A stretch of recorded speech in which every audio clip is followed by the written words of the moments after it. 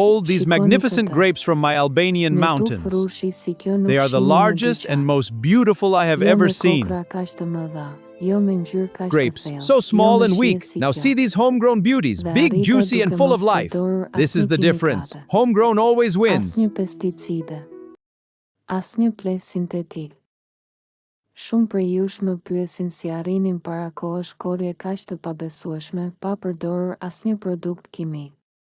Sot rikthejmë një sekret të vitit 1943 që do t'i bëj rrushët tuaj jo vetëm gjigant, por të mbrojtur nga sëmundjet dhe dëmtuesit në mënyrë plotësisht natyrale. Kam në duar shënime të vjetra, regjistrime nga gjyshi im që kultivoi vreshta për 40 vjet pa bler asnjë kimikate. Çfarë dinte ai dhe ne e kemi harruar? Sot do ta zbulojmë të gjithë, qëndroni deri në fund sepse hapi i fundit, ai i mantenancës, është ai që shumica e bujqve modern nuk e njohin dhe që e bën ndryshimin midis vreshtit që jep dhe vreshtit që vetëm ekziston. Para se të hyjmë te teknikat, duhet të kuptoni pse metodat e 1943 funksionojnë dhe pse u harruan. Kjo histori nuk është vetëm interesante. Shpjegon saktësisht pse ato metoda janë superiore ndaj shumë praktikave moderne. Gjatë viteve të luftës së dytë botërore dhe dekadave pas saj, bujqit shqiptar dhe mesdhetar nuk kishin akses të produktet industriale. Nuk kishte fungicide moderne, nuk kishte plehra azoti sintetik, nuk kishte pesticide organoklorurike. Kishin atë çfarë gjeti natyra midis tyre, tokën, bimët, kafshët dhe dijen e akumuluar brez pas brezi, por ja çfarë është paradoks interesant. Ato vreshta të vjetra, të kultivuara me metoda tradicionale. Kishin diçka që vreshtat moderne industriale shpesh nuk e kanë. Rezistencë biologjike. Toka e tyre ishte e gjallë.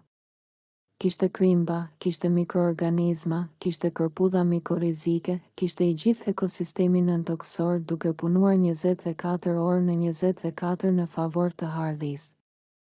Kur pleherat industriale u bën të disponueshëm pas viteve 1950, dukej si zgjidhje magjike. Aplikoni azot, hardhia bëhet e gjelbër dhe prodhuese menjëherë. Aplikoni fungicide, mufja zhduket menjëherë. Rezultate të shpejta, të dukshme, të lehta. Por çmimi i paguar nuk ishte i dukshëm menjëherë. Azoti sintetik i aplikuar me tepër i ndali punën e mikroorganizmave të tokës që prodhonin azot natyral. Fungicidet vranë jo vetëm kërpudhat patogjene, por edhe kërpudhat mikorizike të dobishme që ndihmojnë rënjët të thithin fosfor dhe ujë. Pesticidet reduktuan popullatat e insekteve të dobishme, duke përfshirë ato që kontrollonin natyrshëm dëmtuesit. Pas 30 deri 40 vjetësh aplikimi intensiv, tokat e shumë bujqve ishin biologjikisht të vdekura. Vareshin tërësisht nga inputet e jashtme. Bima nuk mund të mbahej vetë animore. Ishte bërë varuse dhe pastaj erdhi edhe problemi tjetër. Sëmundjet dhe dëmtuesit filluan të zhvillonin rezistencë ndaj produkteve kimike. Duheshin doza gjithnjë e më të larta, produkte gjithnjë e më të fuqishme. Spirale që nuk kishte fund, bujqit e 1943 nuk kishin këtë problem. Sistemi i tyre kishte kontroll biologjik natyral. Hardhia e shëndetshme me sistem rënjor të fortë, e mbështetur nga toka e gjallë dhe e mbrojtur nga tretësirat bimore natyrale, kishte rezistencë të brendshme ndaj sëmundjeve dhe dëmtuesve. Sot po rikthejmë atë sistem.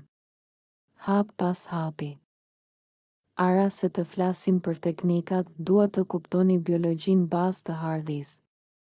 Sepse pa e kuptuar si funksionon bima, do të aplikoni metodat pa kuptuar pse dhe rezultati do të jetë i kufizuar. Hardhia, Vitis vinifera, është njëra nga bimët me sistem rënjor më të thellë dhe më agresiv në botën bimore.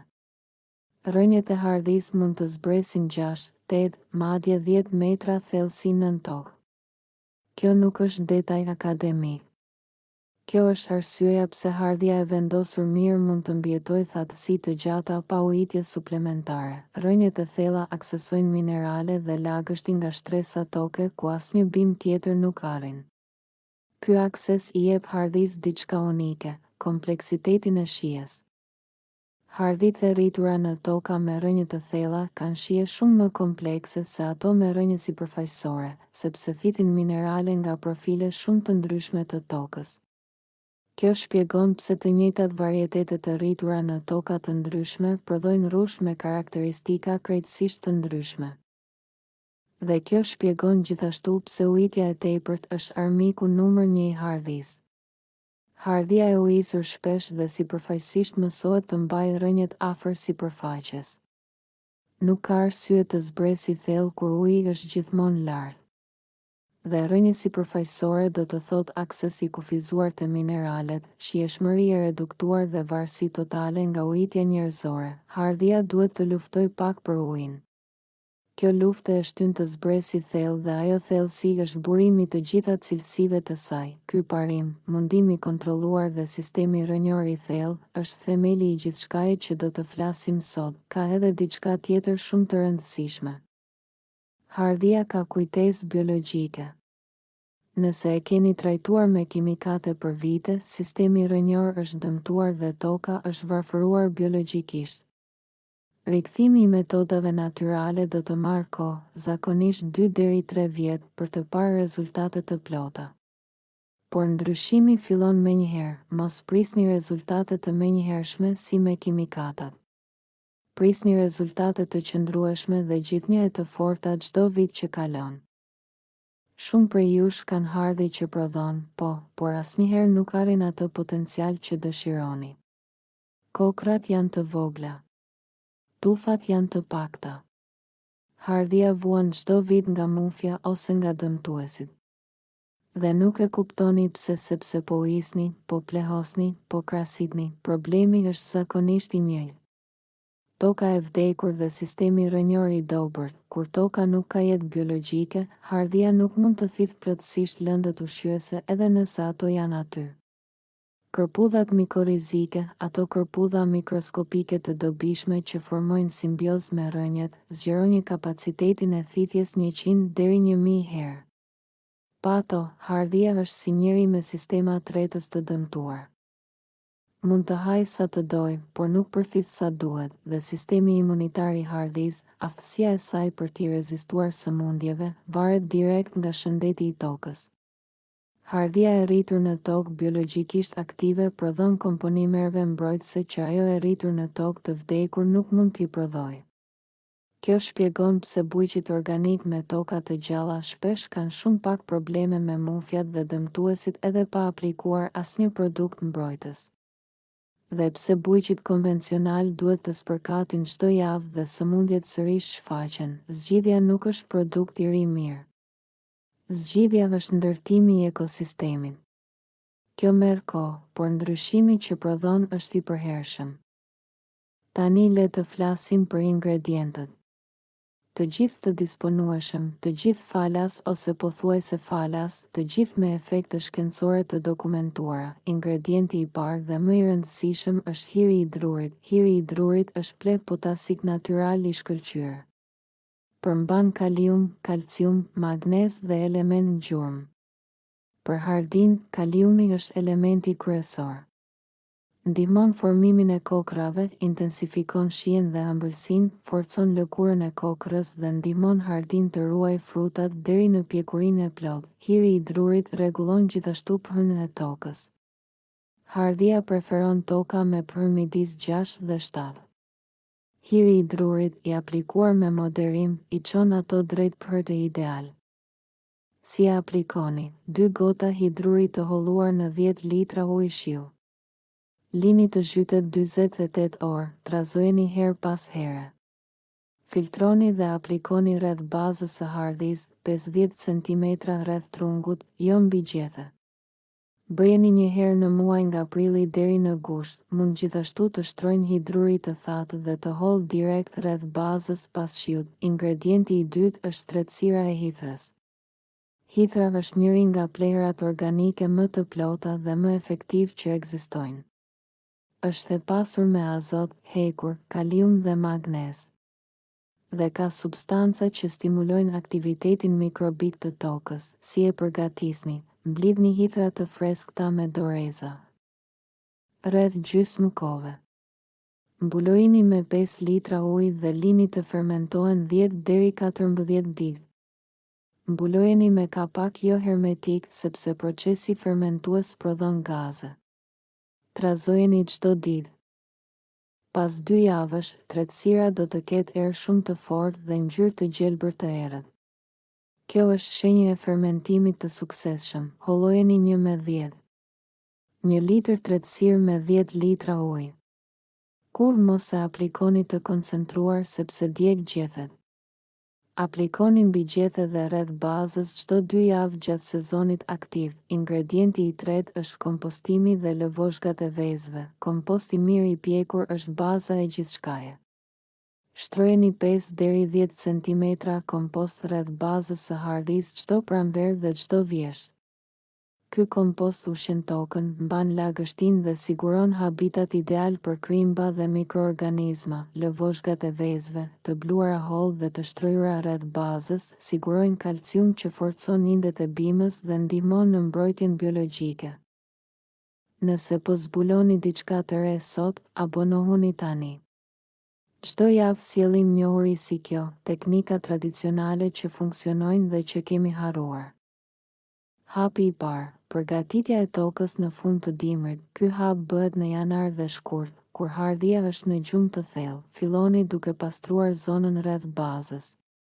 Hiqni barrat e këqija me rrënjë plotësisht. Pastaj hapni pak tokë rreth bazës dhe bëni analizën vizuale.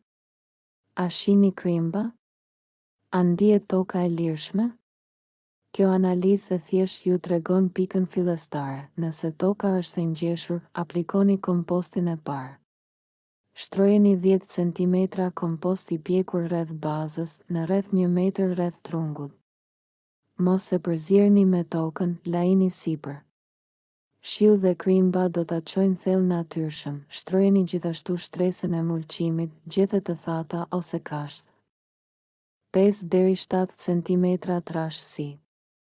Kjo mban lagështinë gjatë verës, stabilizon temperaturën e tokës dhe shërben si ushqim për krimba dhe mikroorganizma. Hapi i dytë, krahasitja e dimrit. Hardhia prodhon rrush vetëm në lastarët e vitit aktual, por ata lastar dalin nga druri i vitit të kaluar.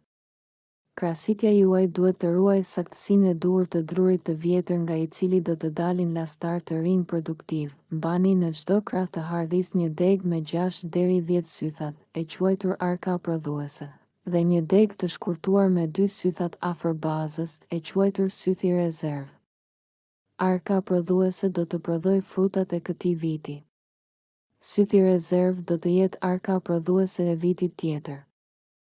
Çdo vit krahasitni arkën e vitit të kaluar dhe promovoni atë që doli nga sythi rezervë. Ky rotacion siguron që hardhia gjithmonë prodhon nga druri i ri dhe i fuqishëm. Krahasitjet bëhen me gërshër të dezinfektuar. Mbuloni çdo plagë krahasitjeje me mastiqe bimore ose me argjil të lagur siç bënin bujqit e 1943. Hapi i tretë. Programi i plehësisë natyrale gjatë sezonit. Prilli, sapo hardhia fillon të gjelbërohet, aplikoni tretësirën e parë të hirit rreth bazës. Kjo siguron kalium të disponueshëm menjëherë për rritjen e parë intensive. Maji dhe qershori, periudha e rritjes dhe lulëzimit. Filloni aplikimet e tretësirës së hidhrës çdo 2 javë. Gjatë lulëzimit hardhia ka nevojë për boroni.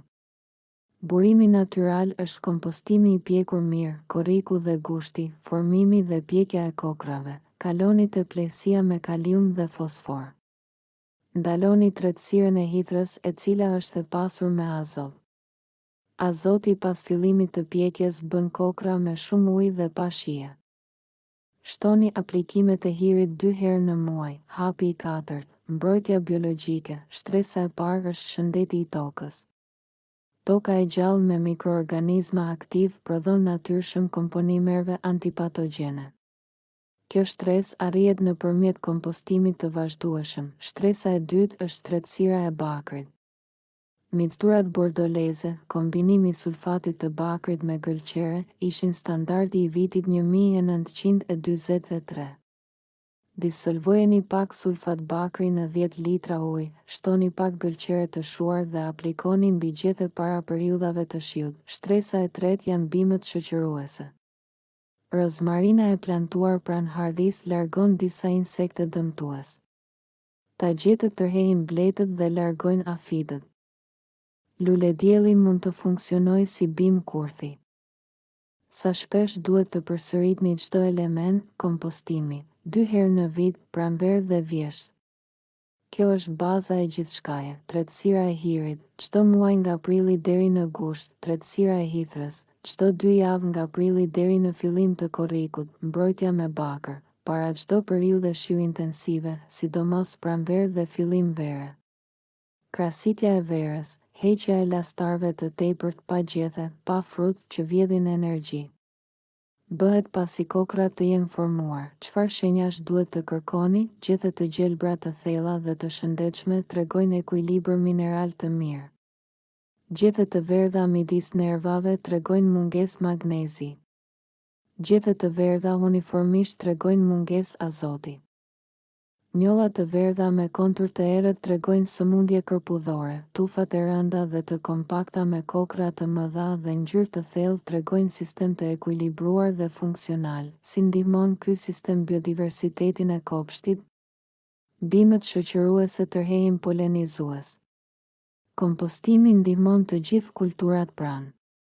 Tretësira e hidhrës, e holloguar dhe e derdhur në tokë, ushqen edhe rrënjët e bimëve fqinje.